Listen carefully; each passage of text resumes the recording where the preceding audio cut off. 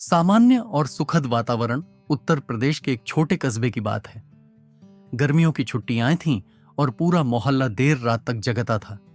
बिजली अक्सर जाती रहती थी, लेकिन लोगों को आदत पड़ गई थी। उन्हीं गलियों में एक लड़का राहुल अपने दोस्तों के साथ क्रिकेट खेलकर घर लौट रहा था। रात के लगभग 11:30 चुके थे। राहुल 22 साल का था, नौजवान, हंसमुख और दोस्तों का चहेता। मोहल्ले में उसका मानना था कि रातें भी दोस्तों के लिए ही बनी हैं, इसलिए देर रात घूमना उसका शौक था। उस रात सब कुछ सामान्य लग रहा था। आसमान में हल्की चांदनी, दूर कहीं कुत्तों का भौंकना और बीच बीच में हवा का झोंका। राहुल की जेब में ईयरफोन थे, गाने बज रहे थे और उसे लग रहा था कि जीवन कितना खूबसूरत है। करीब 12 बजे राहुल अकेला रह गया। दोस्त सब घर चले गए।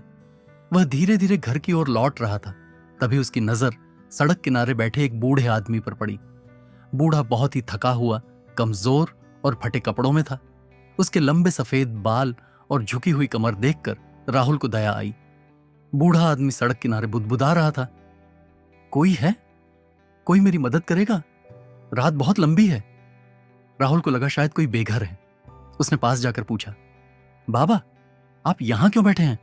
घर कहां है आपका? बूढ़े ने धीरे से उसकी तरफ देखा। उसकी आंखें लाल और थकी हुई थीं। उसने कहा, बेटा, मुझे घर छोड़ दो। अंधेरा बहुत है, रास्ता बहुत डरावना है। तुम तो जवान हो। राहुल को थोड़ी झिझक हुई, लेकिन उसने सोचा कि मदद करनी चाहिए। उसने हां कर दी। बूढ़ा आदमी धीरे धीरे राहुल के साथ चलने लगा।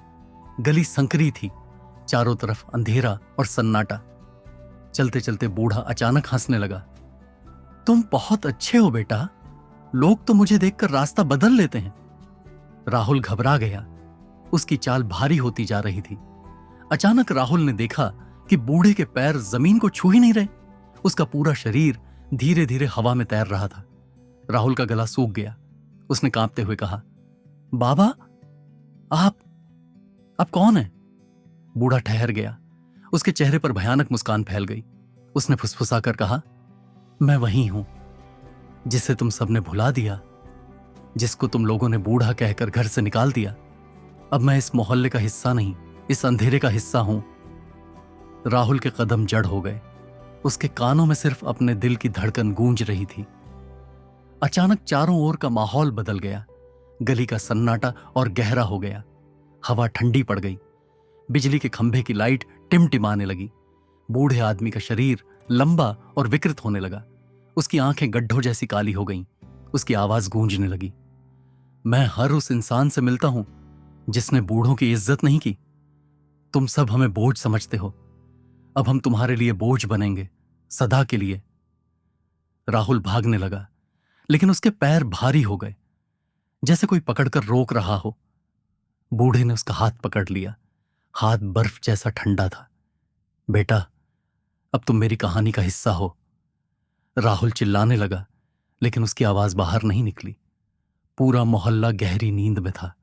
सुबह 5 बजे मोहल्ले वालों ने राहुल को सड़क किनारे बेहोश पाया। उसके चेहरे पर खौफ साफ झलक रहा था। जब उसे होश आया तो उसने पूरी रात की कहानी बताई। लोगों ने उसे पागल कहा, लेकिन गली के पुराने लोगों ने बताया कि कई साल पहले एक बूढ़ा आदमी वहीं सड़क पर मर गया था। उसका परिवार उसे घर से निकाल चुका था। तब से कई बार देर रात किसी न किसी को वहीं बूढ़ा दिखाई देता है।